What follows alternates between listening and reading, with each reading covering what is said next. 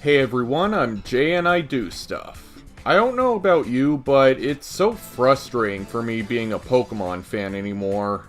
I don't play or collect the cards, the anime has always been incredibly mid, and especially the games seem to get worse every year. Whether it being the decreasing quality in the games themselves, the fans who relentlessly defend them and the company's poor business actions, or competitive players who think they can judge me and tell me how I should play this laughably unbalanced game. As of this video, we are currently finishing up Generation 9 on the Switch, and let me tell you, it was rough. Upon release, these games suffered through a noticeable memory leak with things glitching out or not playing correctly to the game itself repeatedly crashing. On top of that, I had to wait an entire year just so I could play the game with my #1 beloved Pokemon, because Game Freak just couldn't be bothered to put it in upon release. Or rather, they're so rushed and in over their heads that they can barely program a potato anymore.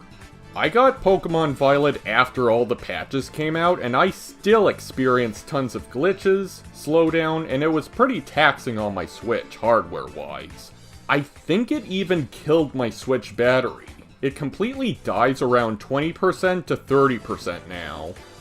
In recent times though, the next Pokemon game, Pokemon Legends ZA, isn't scheduled to release until sometime next year. Presumably giving the developers more time to make the inevitable Gen 10 games. Or I'd like to believe so anyway. But is there any hope of the games improving besides the aspects of basic programming? I honestly don't know if it'll actually happen, however, the hopeless optimist in me still strives for when or if Pokemon will get their act together. So I formed together 10 features I would really like to see in the Generation 10 games. How fitting. If most or none of these actually happen in the next games, then simply apply these to other future Pokemon games. To further clarify, these are things that I would personally like to see, realistic or not. So keep that in mind while typing up condescending comments about how my ideas won't and can't happen. Thank you.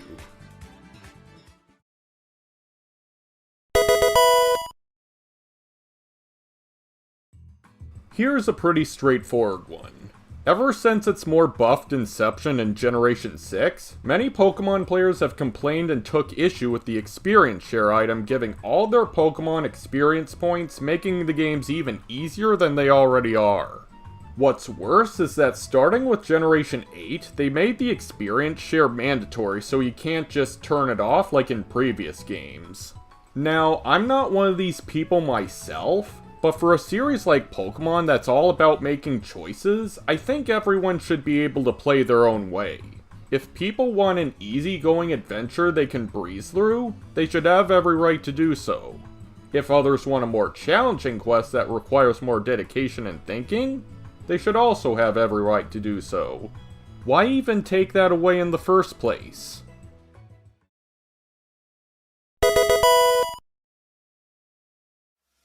Back in the Generation 6 games, Game Freak started introducing these new features for Pokemon battling. Generation 6 had Mega Evolutions for select Pokemon,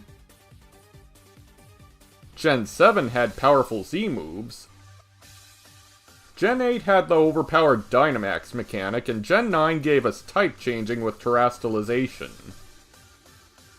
While the Gen 7 games featured the past Mega Evolutions alongside Z moves, Gen 8 completely canned them both in favor of making its central gimmick, Dynamax, get all the spotlight. Gen 7 sorta set up this expectation that past gimmicks would at least be kept for future games. I know it made me disappointed to see that I couldn't use Z conversion on my Porygon or Mega Pinsir in Sword and Shield. I can understand too many gimmicks at once could make the games way too chaotic, however that's what rule sets and ban lists are for. It should be as easy as checking off a checkbox. Besides, even the mid-anime series had it so people can use multiple gimmicks at once. So what I'm saying is, alongside whatever Gen 10's gimmick is, can we please see a returning gimmick come back? Just one? I like all the gimmicks personally, but I know the go-to fan favorite is Mega Evolution. We already have them returning in ZA. Think we can keep them this time?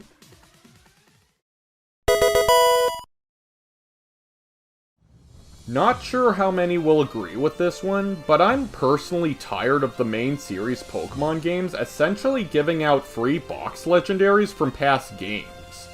I sorta get that not everybody has all the past games to transfer their respective legendaries, but do we really need Pokemon like the Hoenn Weather Trio or the Unova Weather Trio ham-fisted into nearly every main series game on the Switch? It's also Game Freak's excuse to have these Pokemon present for the metagame. But I feel it's mostly pretty unnecessary and annoying seeing people both gravitate towards these same legendary Pokemon and nearly effortlessly sweep everybody in competitive battles. Also, considering a lot of these legendaries are sort of guardians of the respective regions, what in the world are Pokemon like Zekrom doing in Scarlet and Violet's Paldea region?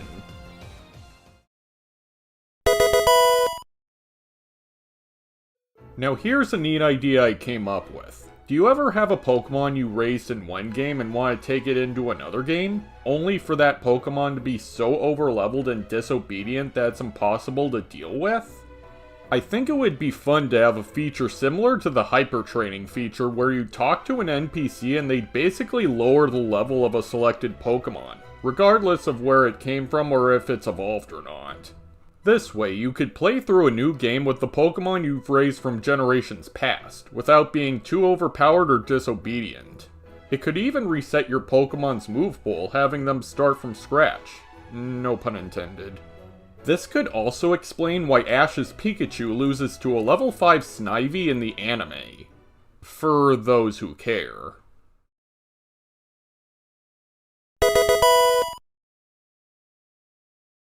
One of the many reasons why competitive Pokemon irritates me to no end is when I get close to winning a battle with my last Pokemon on the field, only for the opponent to click a stupid one-hit KO move that of course hits directly despite low accuracy. Why do people even use these moves? They cheaply OHKO opponents, require little to no strategy or effort, have poor accuracy to the point of why even bother, and they just make your opponents feel cheated. Seriously, who actually likes these moves? Why are they still in the games? I know these kinds of moves have been there since Gen 1, but first of all, Gen 1 was already primitively jank as a whole. Secondly, most other Pokemon moves require strategy and effort to where knocking out an opponent feels triumphant and earned. Moves like Fissure and Sheer Cold are just cheap dice rolls that hardly seem worth it. I truly believe the games would be better without them. And no, I'm not changing my mind.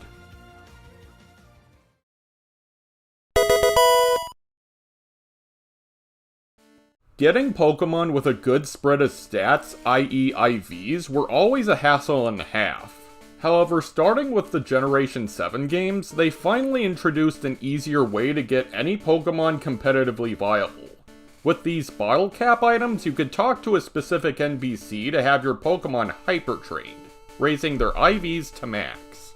There are currently two types of bottle cap items, regular ones that raise one stat, and golden caps that raise every stat. However, not every Pokemon requires all these stats up to max. Let's take my Porygon for example. Porygon is a special attacker who is typically very slow, so stats like physical attack and speed don't really matter. However, there are situations where you need to have these stats be as low as possible. When a Pokemon hits itself in confusion, it uses its physical attack to induce damage. So obviously, less attack power means less damage to yourself. Also, there's Trick Room. This basically makes it so slower Pokemon go first before faster ones. Less speed means even slower. Do you get the picture? Currently, there is no way to manually lower your IVs outside of Lucky Finds. A few other people have proposed this idea, but I think there should be a third bottle cap item that lowers stat IVs to 0. Let's call it a Rusty bottle cap. This would make it even easier and accessible to craft the perfect Pokemon.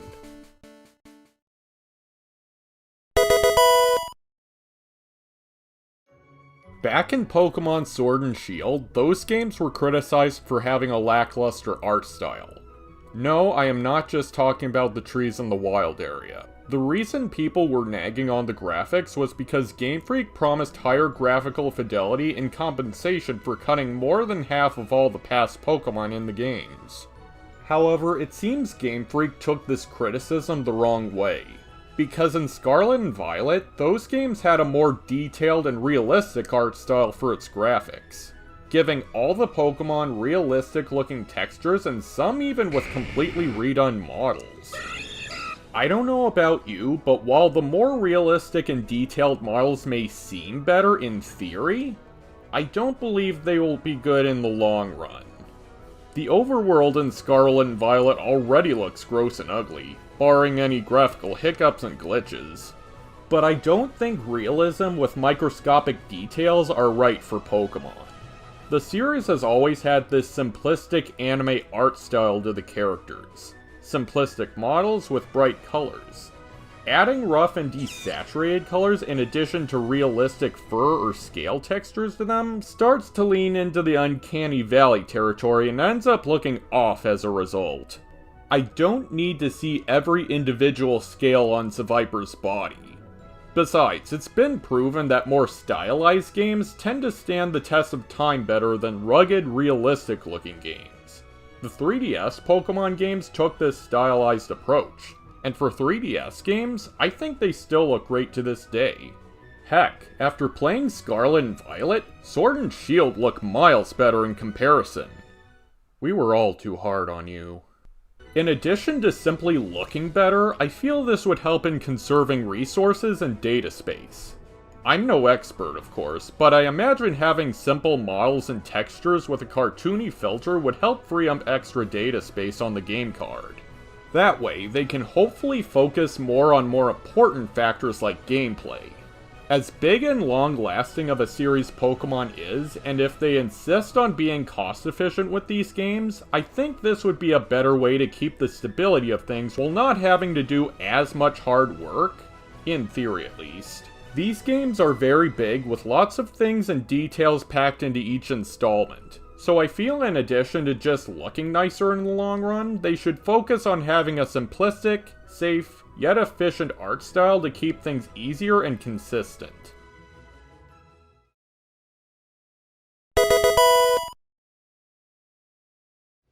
Here's a feature I've wanted back ever since Pokemon first came to the Nintendo Switch. During the DS and 3DS era of Pokemon, there was an item you could get called the Versus Recorder. This item allowed you to record and watch past competitive battles with other people locally, online, or in various battle facilities.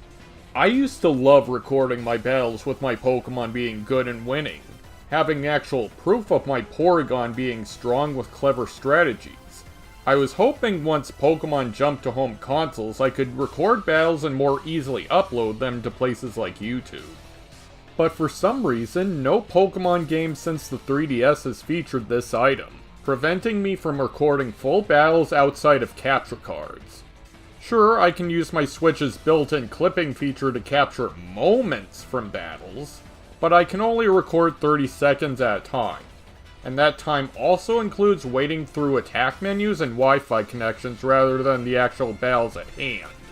If I want to upload a full battle, I need to battle while my capture card is hooked up and hope I get a good win.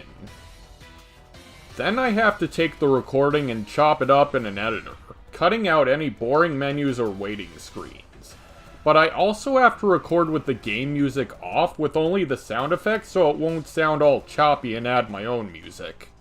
Suffice to say, uploading Pokemon battles these days is way more of a hassle than it has any right to be. It's astounding how Game Freak can be so bass-backwards with their game design. Smash Ultimate had it so you could record full battles. So please, for the next generation of Pokemon, please bring the Versus Recorder back. Otherwise, I'll have to resort to Showdown for battle uploads.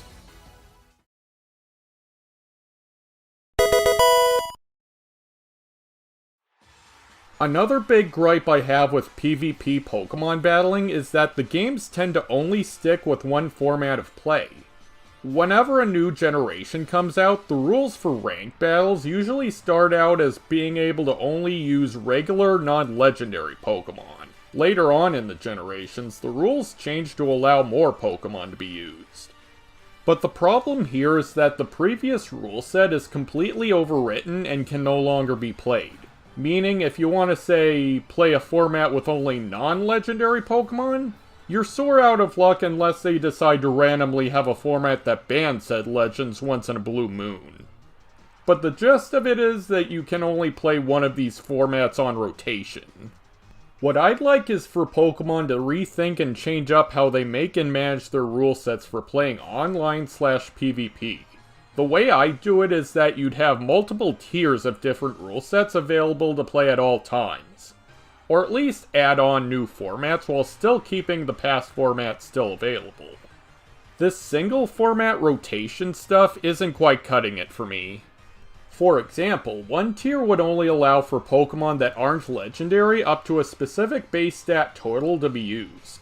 Another tier would allow non-legendaries up to a higher base stat total to be used. Then higher tiers would allow the use of more powerful to legendary Pokemon. The higher tiers would allow any Pokemon to be used, but you would still have more restricted tier options for the lesser used Mons. At least give the non-meta Mons some place they can be used and viable that isn't just the easy main game NPCs. The endgame battle facilities aren't enough to fill my battling needs either. I want to battle against other real people, but it seems my only options are easy NPCs or impossible, overly competitive players who only care about winning that grand prize money. Where's the middle ground? Casual battles aren't much better as the people you're up against are essentially a grab bag. I could face one trainer with a full team of box legends, then immediately after face someone who literally just started the game with a team of 4 early route Mons. It's a mess. This more structured tier system would sort of be like Smogon's Pokemon Showdown server. I personally think that this system works very well for the most part, barring any ban controversies. It would allow every single Pokemon to have some kind of usage in their own way. I don't see why Game Freak can't implement something like this in the official games. You seriously can't tell me with a straight face that multiple tiers of play would break the game's balance even more than it already is. Even Pokemon Go has multiple tiers to play on. In my experience, I try to climb the ladder for rank battles up to Master Tier in order to get Rank Master ribbons on my favorite Mons. But it's incredibly difficult when I'm constantly walled by overpowered Mons that are too fast, powerful, and bulky to be countered by my already limited choices of Mons at my disposal thanks to the dex cuts. I might be able to take down Fluttermane more easily with my Steelix, only Steelix isn't even in Scarlet and Violet. Thanks, Game Freak. For things like the Pokemon World Championships, I'm not entirely sure as I'm not that hardcore of a competitive player. I never really plan on going to events like regionals or worlds, so take what I say with a grain of salt. But I suppose they could still stick with the top format utilizing the strongest Mons in the game, while still keeping the other formats available outside the main tournament. Having more options otherwise should not be a bad thing. Just choose the format you want to play and stick with it. If not readjusting rank battles, at least give us more general options for battling online with others.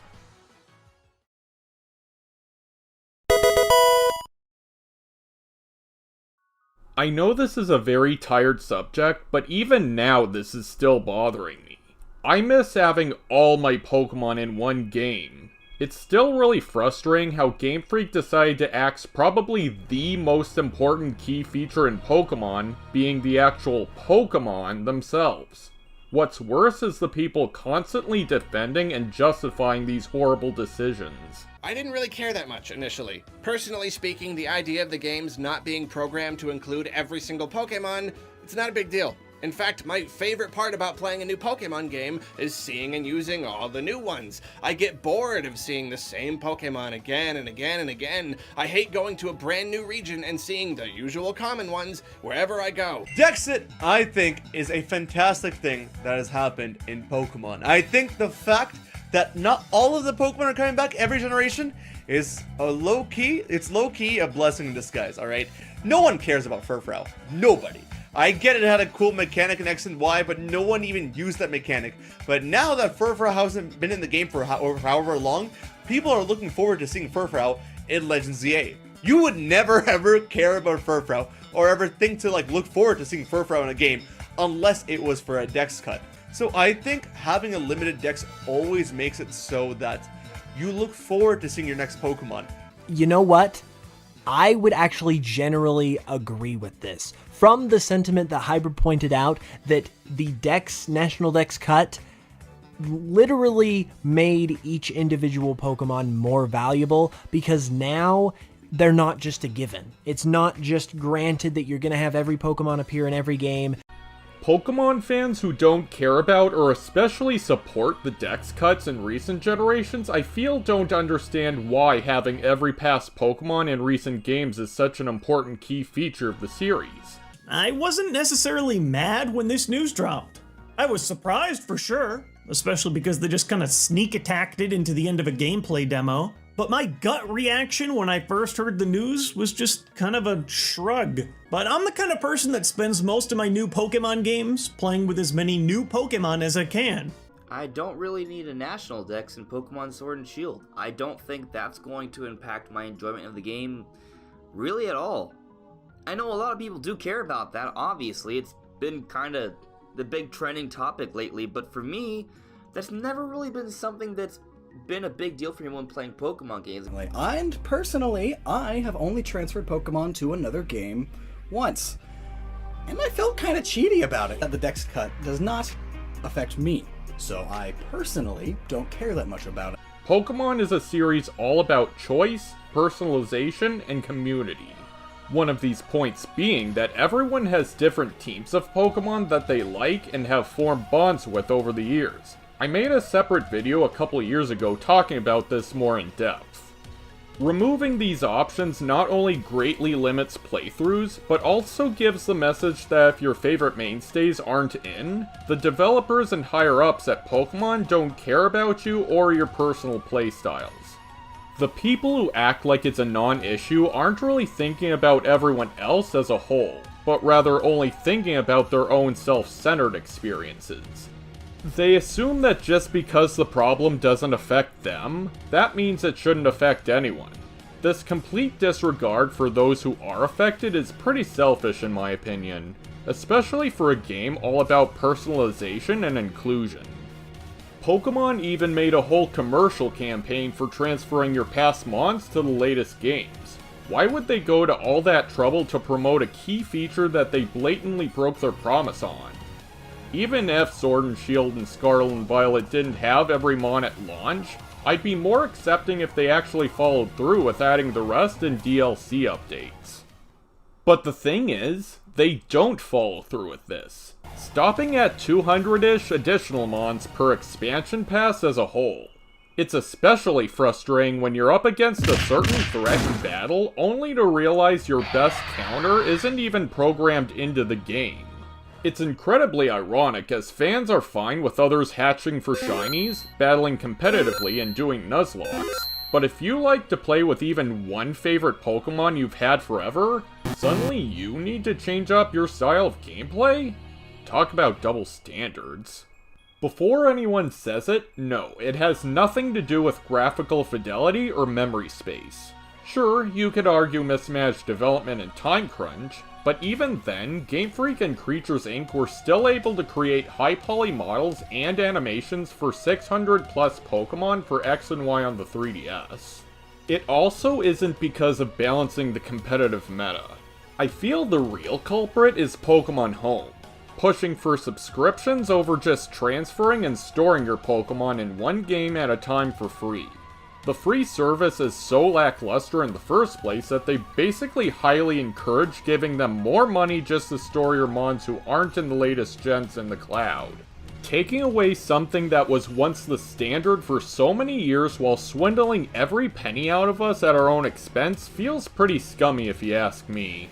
With Legends EA slated to launch in 2025, the next generation 10 games are likely to come out in 2026 to coincide with Pokemon's 30th anniversary. For that, I feel they need to go all out very big. So, the number one thing I ask for at the very least is for Game Freak to pull a Smash Ultimate and have an "everyone is here" moment for the next generation of Pokemon games. Please. With that, those were the top 10 features I personally want to see in the next generation of Pokemon. If even one of these make it into the next games, that'll be a step in the right direction. Of course, I'm not expecting everything I stated to be implemented into the Gen 10 games at once. Most people seem pretty content with Game Freak not even trying anymore in terms of game features. Pokemon needs to do better, and we as consumers deserve better and need to stop settling for this downgraded crap. Acceptance will only allow them to get away with these cheap business practices. Still, if the Switch 2 era, or whatever they call the next Nintendo system, is just as much of a bust as the Switch era was for Pokemon, I don't know about quitting the series entirely, but I'll probably still be getting the games that have my Porygon in them. Right after all the hype dies down, all while complaining about the horridly busted competitive scene. The cycle never ends. I know I'm ending this on a sour note, but again, a little bit of hopeless optimism still holds on. Let's see if it continues to last. See y'all in the next generation.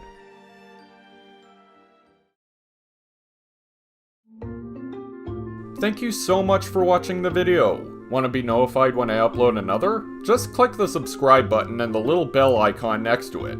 I'd love for my stuff to be seen by everyone possible.